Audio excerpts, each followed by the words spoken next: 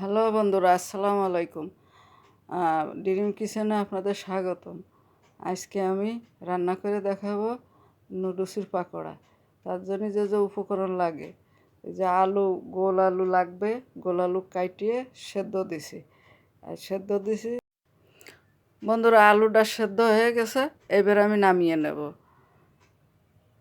এখনই নামিয়ে নেব।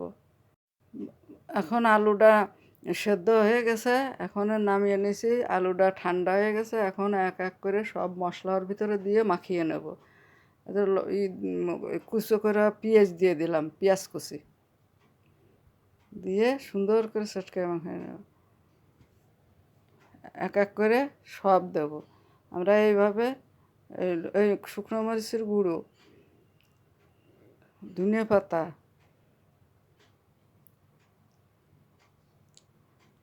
জিরে বাটা, আদা বাটা 1 চামচ,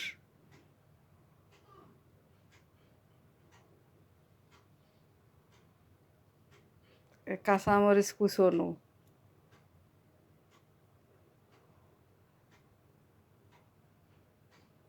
স্বাদ মতো লবণ দিয়ে দিলাম। নুডলসের ভিতরে যে মশলাটা ছিল, ওই মশলাটা ওই আলু ছানার ভিতরে দিয়ে দিলাম।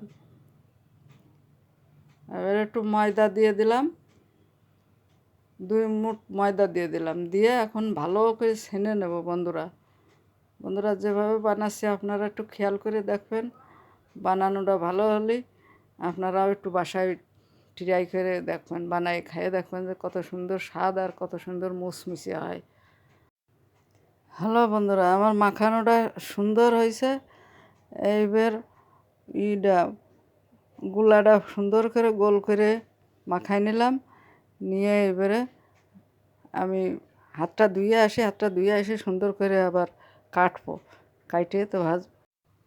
বন্ধুরা, এইভাবে আলু ছানাটা সুন্দর করে নিয়ে এরম লম্বা করে নিয়ে তারপরে ছুরি দিয়ে কাটিয়ে নিতে হবে। ভালো করে করে নিয়ে কাটিয়ে নিয়ে তারপরে তেলে ভাজতে হবে। আপনারা দেখেন কি করে আমি, এই যে দেখা যাচ্ছে।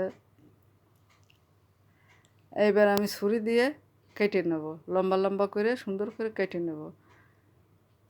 এইভাবে কাটতে হবে। হ্যাঁ, এইভাবে সুন্দর করে লম্বা লম্বা করে চিকন করে কেটে নিতে হবে। বন্ধুরা, এখন চুলোয় চলে এসেছি। এখন প্যানটা বসাই দিছি। এখন তেল দিয়ে দেব। তেলটা ঢেলে দিলাম। দেওয়ার পরে তেলটা গরম হলে তারপরে নুডলসের পাকোড়া এর ভিতর দিয়ে দেব। তেলটা একটু গরম হতে হবে। চুলোয় দিয়ে দিছি, চুলো অন করে দিছি। তেলটা গরম হয়ে গেছে।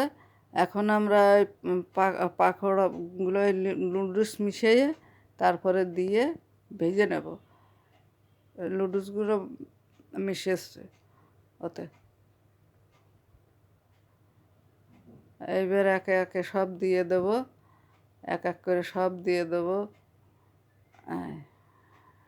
এক এক করে সব দিয়ে এই পাকোড়াগুলো ভেজে নেব।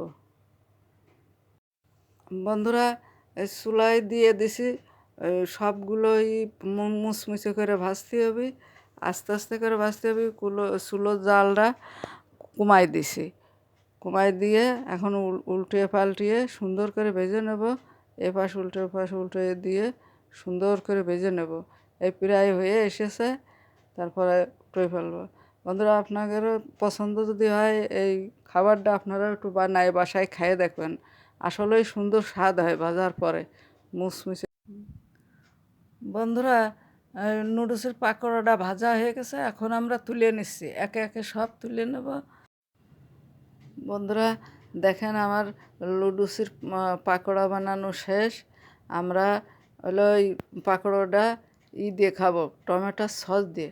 টমেটোর সস আমি নিজে হাতে বানাইছি। এই সস দিয়ে এখন খাওয়া হবে। আর এর একটা ইন্টারেস্টই আলাদা।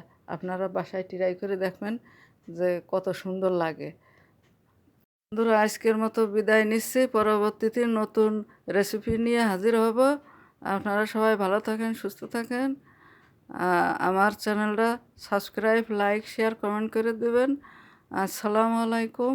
আল্লাহ।